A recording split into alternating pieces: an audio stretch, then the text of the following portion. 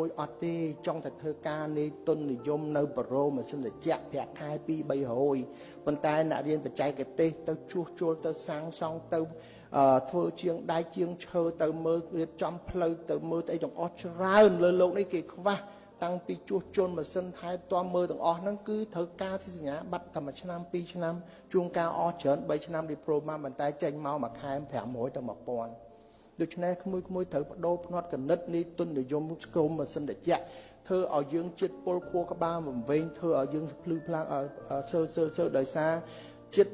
ម៉ាស៊ីនត្រជាក់នេះយើងអត់មានណាពីអ្នកណាគេពិនិត្យទេគេហៅថាជាតិ freon គឺមេខ្យល់ត្រជាក់ហើយនៅស្រុកគេបិទមិនអោយប្រើទេគេសិក្សាពិនិត្យខ្លាំងណាស់ព្រោះវាជាតិពុលធ្វើឲ្យខួរក្បាលយើង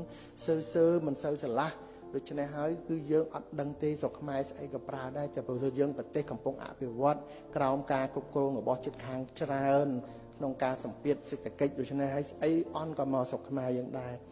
ហើយក្មួយ